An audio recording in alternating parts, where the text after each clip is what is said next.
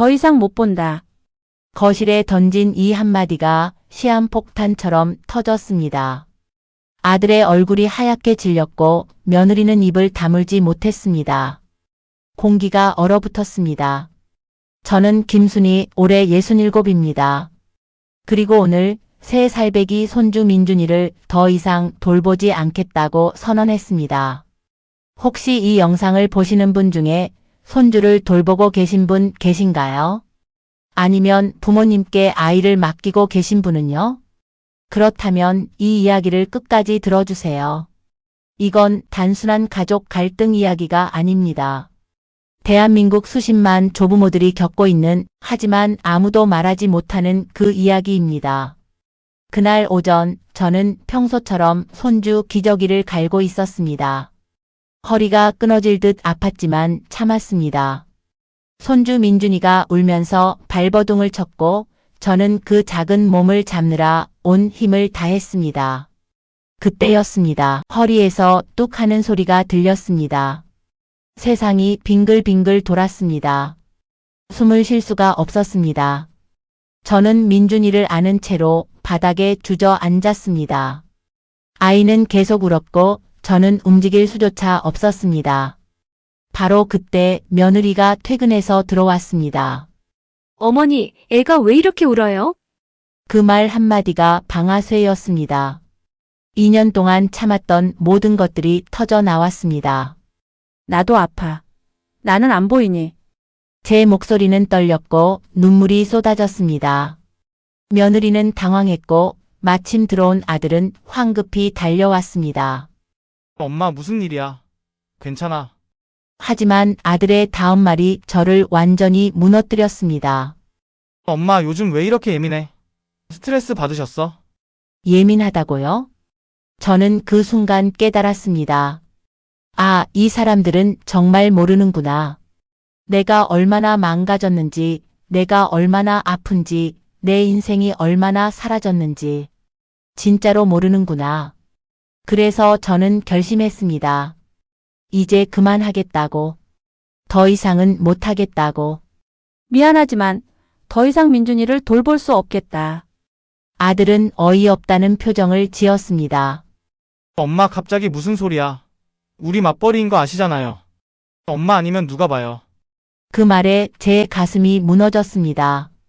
그래요, 바로 그겁니다. 엄마 아니면 누가 봐요? 이 말 속에 모든 게 들어 있었습니다. 저는 당연히 손주를 봐야 하는 사람. 거부할 권리가 없는 사람. 그저 이용 가능한 자원. 하지만 그날 저는 처음으로 제 입으로 말했습니다. 아니, 못 봐. 이 선언을 하기까지 정확히 2년 1개월 13일이 걸렸습니다. 그 긴 시간 동안 제게 무슨 일이 있었는지 지금부터 말씀드리겠습니다. 모든 게 2년 전 아들의 전화 한 통으로 시작됐습니다. 엄마 부탁이 하나 있어. 전화기 너머로 들리는 아들의 목소리는 조심스러웠습니다. 뭔가 큰일이 생긴 건 아닐까 가슴이 철렁했습니다. 수연이가 복직하게 됐어. 그런데 어린이집은 대기가 너무 길어서. 딱 6개월만 민준이 좀 봐줄 수 있어. 6개월, 그때는 정말 6개월인 줄 알았습니다.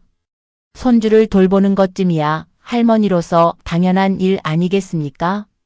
게다가 아들 내외가 맞벌이로 힘들다는데 제가 안 도와주면 누가 도와주겠습니까? 그래, 알았다. 엄마가 도와줄게. 그 말을 하는 순간 저는 제 인생의 가장 긴 2년을 시작한 줄도 몰랐습니다. 처음 일주일은 괜찮았습니다. 아니, 괜찮다고 생각했습니다. 손주가 귀엽게만 보였으니까요. 작은 손으로 제 손가락을 꼭 쥐는 모습, 처음으로 할미하고 부르던 그 순간. 그때는 행복했습니다. 하지만 2주가 지나자 몸에서 신호가 오기 시작했습니다. 매일 아침 6시에 일어나 민준이를 받으러 아들 집에 갔습니다. 왕복 40분 거리였습니다. 아들 내외는 7시에 출근해야 했으니까요. 그리고 저녁 7시에 다시 데려다 주러 갔습니다. 하루 13시간, 주 6일. 한 달이 지나자 무릎이 아프기 시작했습니다. 계단을 오르내릴 때마다 찌릿한 통증이 왔습니다. 하지만 참았습니다. 6개월만이니까요. 2달이 지나자 허리가 굳어갔습니다. 민준이를 안아 올릴 때마다 허리에서 소리가 났습니다. 하지만 참았습니다. 6개월만이니까요. 3달이 지나자 잠을 제대로 잘 수 없게 됐습니다. 낮에 너무 지쳐서 소파에 앉으면 그대로 기절하듯 잠들었고 정작 밤에는 온몸이 쑤셔서 깼습니다. 하지만 참았습니다. 6개월만이니까요. 그렇게 6개월이 지났습니다. 엄마 어린이집 대기가 아직이래. 딱 3개월만 더 부탁해.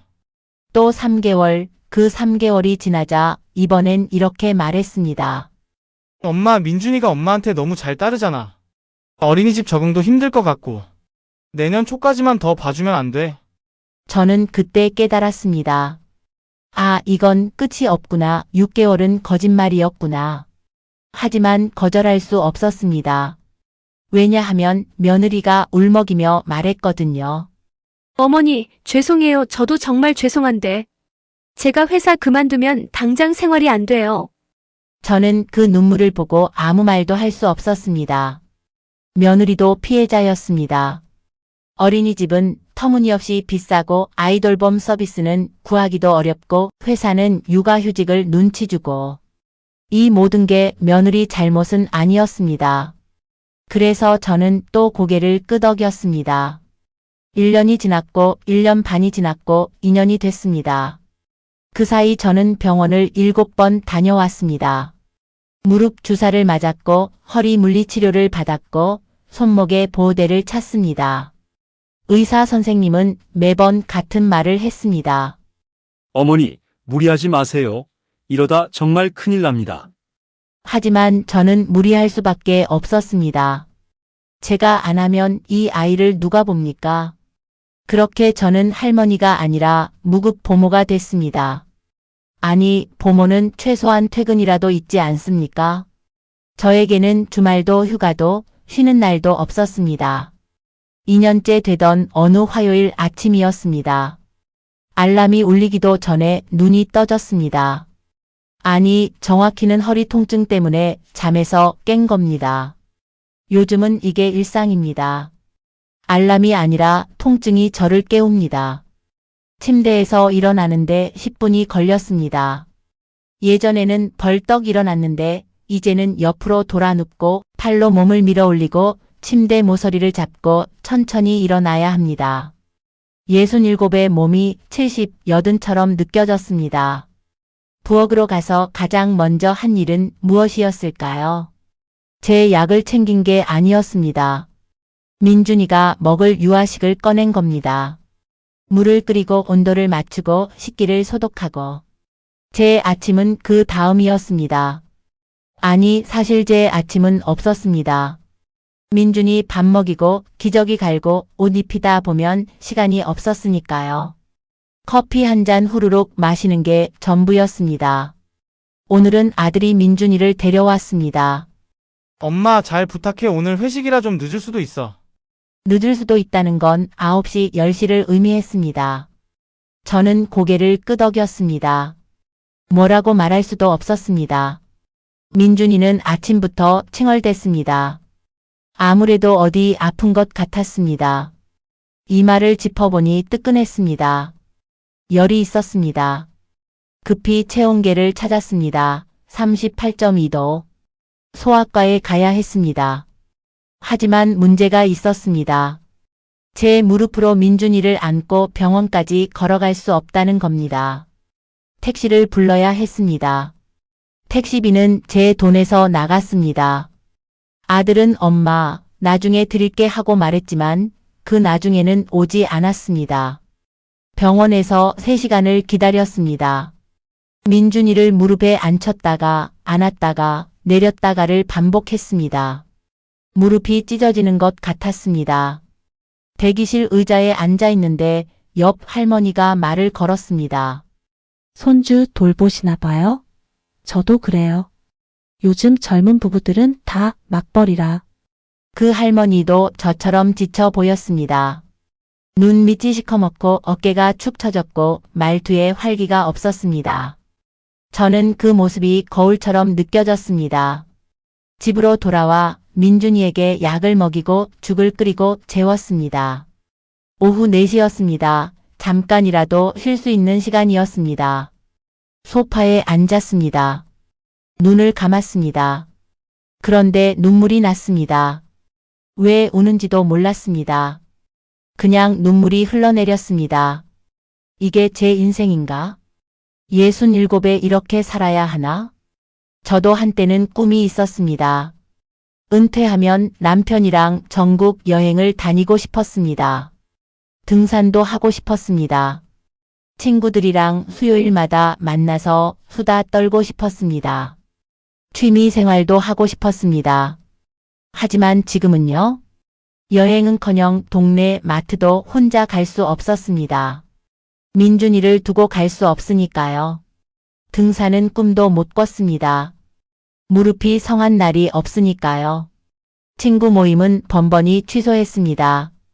미안, 민준이가 아파서 미안, 오늘 애 봐야 해서 하다 보니 이제는 연락도 뜸해졌습니다. 취미요? 제 취미는 민준이 재우고 소파에서 정신 잃듯 졸기였습니다. 오후 5시 민준이가 깼습니다. 열은 조금 내렸지만 보채기는 했습니다. 안아주고 책을 읽어주고 장난감을 함께 가지고 놀았습니다. 허리는 계속 아팠지만 참았습니다. 저녁 6시 민준이 저녁을 먹였습니다. 또 약을 먹이려는데 뱉어냈습니다. 다시 먹이고 또 뱉고 10번을 시도해서 겨우 먹였습니다. 7시 목욕을 시켰습니다. 욕조에 몸을 굽히는 순간 허리에서 또 뚝 소리가 났습니다. 이번엔 눈앞이 하얘졌습니다. 숨을 참고 참았습니다. 8시 민준이를 재웠습니다. 9시 아직도 아들은 오지 않았습니다. 전화했습니다. 엄마, 미안, 회식이 좀 길어져서 10시쯤 갈게. 10시는 11시가 됐습니다. 자정이 되어서야 아들이 왔습니다. 술 냄새가 났습니다. 엄마, 고생했어. 민준이 어때? 열 있었어. 병원 다녀왔고. 아, 그래. 고마워, 엄마. 그게 끝이었습니다. 병원비 이야기도 택시비 이야기도 제가 얼마나 힘들었는지도 묻지 않았습니다. 저는 그날 밤 집에 돌아와 거울을 봤습니다. 거기 비친 사람이 낯설었습니다. 머리는 새하얗고 얼굴은 주름투성이고 눈은 생기가 없었습니다. 2년 전에 제가 아니었습니다. 10년은 더 늙어 보였습니다. 그리고 깨달았습니다. 나는 지금 망가지고 있구나. 그날은 금요일이었습니다. 금요일은 항상 더 힘들었습니다. 일주일 내내 쌓인 피로가 정점에 달하는 날이거든요. 게다가 그날은 민준이 컨디션도 안 좋았습니다. 아침부터 보챘습니다. 밥을 안 먹었습니다.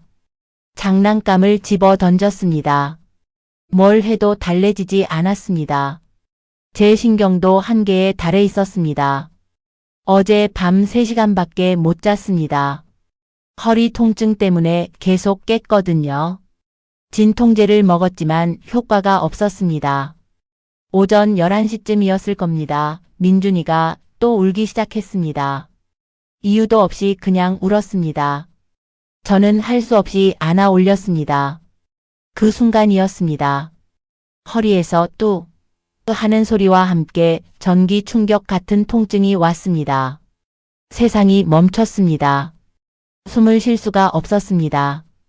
다리에 힘이 풀렸습니다. 저는 민준이를 안은 채로 그대로 무릎을 꿇었습니다. 민준이는 더 크게 울었습니다. 저는 움직일 수가 없었습니다. 바닥에 주저앉은 채로 민준이를 놓을 수도 일어설 수도 없었습니다. 얼마나 그렇게 있었을까요? 현관문이 열리는 소리가 들렸습니다. 며느리였습니다. 금요일이라 조기 퇴근한 겁니다. 어머니? 며느리가 달려왔습니다. 어머니, 괜찮으세요? 왜 바닥에 애는 왜 울어요? 애는 왜 울어요? 그 말이 방아쇠를 당겼습니다. 뭐라고? 제 목소리는 비명처럼 터져 나왔습니다. 며느리는 입을 다물었습니다. 얼굴이 하얗게 질렸습니다. 마침 퇴근한 아들이 들어왔습니다. 엄마, 무슨 일이야? 아들은 저를 부축해 일으켜 세웠습니다. 소파에 앉히고 민준이를 데려갔습니다. 엄마 병원 가야 돼. 어디 아파? 저는 눈물이 쏟아졌습니다. 다 아파. 허리도 아프고 무릎도 아프고 손목도 아프고 어깨도 아파. 온몸이 다 아프다고. 아들은 당황한 표정이었습니다. 엄마 그렇게 아프면 말을 하셔야지 왜 참으셨어요? 말을 하라고요? 저는 웃음이 나왔습니다. 쓰디쓴 웃음이었습니다. 말했어. 여러 번 말했어. 허리 아프다고, 무릎 아프다고, 힘들다고. 그때마다 너희가 뭐라고 했는지 알아? 아들은 아무 말도 하지 못했습니다. 조금만 더 참아주세요. 곧 어린이집 보낼게요. 엄마 아니면 안 돼요. 이렇게 말했잖아. 거실이 조용해졌습니다. 저는 2년 동안 삼켰던 말들을 쏟아냈습니다. 너희는 나를 엄마로 생각해? 아니면 무료 보육 서비스로 생각해? 나도 내 인생이 있어. 나도 쉬고 싶고, 친구 만나고 싶고, 아프면 쉬고 싶어. 근데 지난 2년 동안 난 하루도 못 쉬었어. 주말도, 명절도, 아픈 날도 쉬지 못했어. 며느리가 눈물을 흘렸습니다. 어머니, 죄송해요. 저희가 너무 무신경했어요. 하지만 저는 멈출 수 없었습니다. 미안하다는 말로 되는 게 아니야. 나는 이제 정말 못해. 병원에서 뭐라고 그러는지 알아? 계속 이러면 수술해야 한대. 67에 허리 수술하라고? 무릎 수술하라고? 그게 말이 돼? 아들이 입을 열었습니다. 엄마 그럼 어떡해요?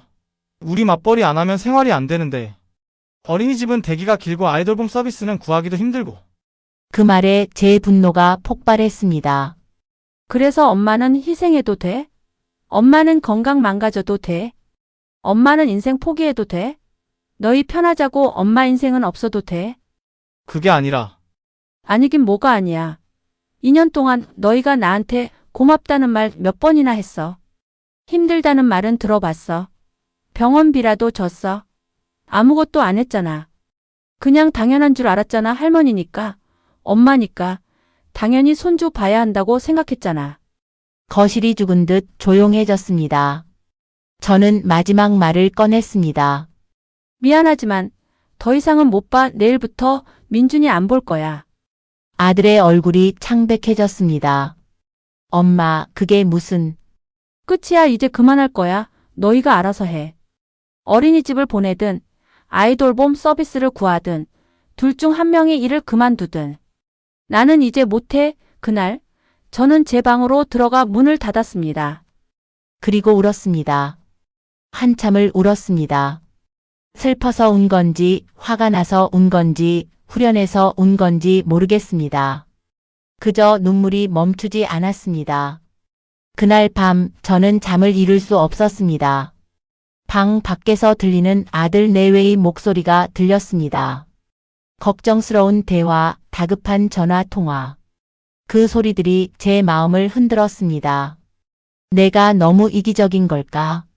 내가 손주를 버린 나쁜 할머니인 걸까? 하지만 동시에 이런 생각도 들었습니다. 아니야. 나도 살아야 해. 나도 존중받을 권리가 있어.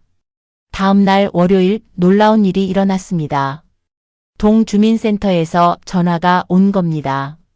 김순희 어르신이십니까? 며느님께서 연락을 주셔서요. 황혼 육아 지원 제도에 대해 상담하고 싶다고 하셨는데요.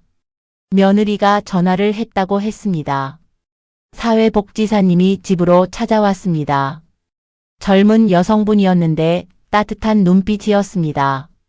어르신, 요즘 어르신처럼 손주 돌보시다가 건강 악화되시는 분들이 정말 많으세요. 이건 개인 문제가 아니라 사회 문제예요. 그 말에 눈물이 났습니다. 처음으로 누군가 제 상황을 문제로 인정해 주었습니다. 복지사님은 여러 제도를 설명해 주셨습니다. 아이돌봄 서비스, 어린이집 긴급 입소, 조부모 돌봄 수당, 건강 검진 지원. 저는 그제야 알았습니다. 도움받을 수 있는 길이 있었다는 것을.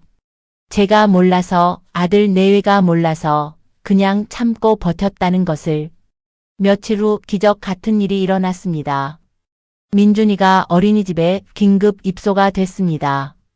맞벌이 가정 우선 배정이었습니다. 그리고 저녁 시간대에는 아이돌봄 선생님이 오기로 했습니다. 아들 내외가 찾아왔습니다.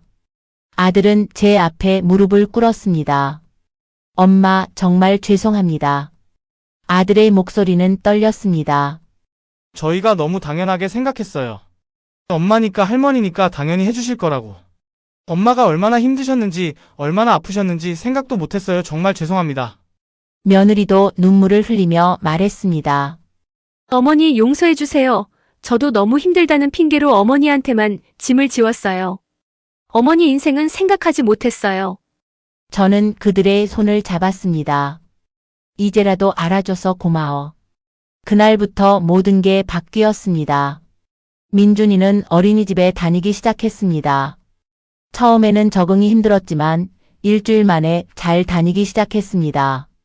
저는 처음으로 제 시간을 가졌습니다. 첫 번째 자유로운 아침, 저는 알람 없이 일어났습니다. 8시가 넘어서였습니다. 창문을 열자 햇살이 들어왔습니다. 너무 아름다웠습니다. 천천히 커피를 내려 마셨습니다. 아무 걱정 없이 서두르지 않고 그저 커피 향을 맡으며. 그게 얼마만인지 모르겠습니다. 그 다음 날은 병원에 갔습니다. 제대로 된 검진을 받았습니다. 의사 선생님은 말씀하셨습니다. 어머니, 디스크 직전까지 갔었어요. 정말 잘하셨습니다. 조금만 더 무리하셨으면 큰일 날 뻔했어요. 물리치료를 시작했습니다. 일주일에 3번씩 다녔습니다. 천천히 조금씩 몸이 회복되기 시작했습니다. 그 다음 주에는 2년 만에 친구들을 만났습니다. 순이야, 그동안 어디 갔었어? 연락이 안 됐잖아. 미안해. 그동안 좀 힘들었어. 친구들과 밥을 먹고 수다를 떨고 웃었습니다. 그게 얼마나 소중한 시간인지 새삼 깨달았습니다. 지금은 일주일에 한 번 민준이를 봅니다. 토요일 오후 딱 3시간만요. 그 시간은 제가 하고 싶어서 하는 거예요. 해야만 해서가 아니라. 그래서 민준이가 더 예뻐 보입니다. 3시간 동안은 할머니의 사랑을 듬뿍 주고 그 다음에는 다시 제 인생으로 돌아갑니다. 며칠 전 아들이 말했습니다. 엄마, 그때 엄마가 안 된다고 하셨을 때 정말 충격이었어요. 근데 지금 생각하면 그게 우리 가족한테 필요한 거였어요. 우리도 부모로서 책임져야 한다는 걸 배웠어요. 며느리도 말했습니다. 어머니, 어린이집 보내니까 민준이도 친구들이랑 놀면서 더 잘 크는 것 같아요. 저희도 부모 역할을 제대로 하게 됐고요. 어머니가 아니었으면 계속 의존했을 거예요. 저는 그 말을 듣고 깨달았습니다. 제가 거절한 건 손주를 버린 게 아니었다는 것을, 오히려 모두를 위한 선택이었다는 것을. 지금 저는 매일 아침 산책을 합니다. 동네 공원을 천천히 걷습니다. 허리도 많이 좋아졌습니다. 화요일에는 수영을 배우고 있습니다. 67에 처음 배우는 수영이지만 재미있습니다. 목요일에는 친구들과 독서 모임을 합니다. 책을 읽고 이야기를 나눕니다. 금요일에는 자원봉사를 합니다. 독거노인 분들 도시락 배달이요. 아이러니하게도 제가 누군가를 돕고 있습니다. 그리고 토요일 오후에는 민준이를 만납니다. 이제 저는 김순이 할머니가 아니라 그냥 김순이로 살고 있습니다. 손주의 할머니이기도 하지만 동시에 저 자신이기도 한 사람. 만약 지금 이 영상을 보시는 분 중에 저처럼 손주 돌봄으로 힘드신 분이 계시다면 이 말을 꼭 드리고 싶습니다. 당신은 당연한 존재가 아닙니다. 당신의 건강도 중요합니다. 당신의 인생도 존중받아야 합니다. 거절할 권리가 있습니다. 그리고 도움받을 수 있는 곳이 있습니다. 주민센터에 전화하세요. 아이돌봄 서비스를 알아보세요. 어린이집 긴급 입소를 신청하세요. 무엇보다 당신의 아픔을 말하세요. 참는 게 미덕이 아닙니다. 저는 2년을 참았고 그 대가로 건강을 잃을 뻔했습니다. 하지만 이제는 다릅니다. 저는 67의 나이에 새로운 인생을 시작했습니다. 당신도 할 수 있습니다. 늦지 않았습니다. 지금이라도 당신 자신을 선택하세요. 그게 진짜 사랑입니다. 손주를 사랑하는 것도 중요하지만 자기 자신을 사랑하는 것은 더 중요합니다. 건강한 할머니가 되어야 오래오래 손주를 볼 수 있습니다. 이 이야기가 누군가에게 용기가 되기를 바랍니다. 당신은 혼자가 아닙니다.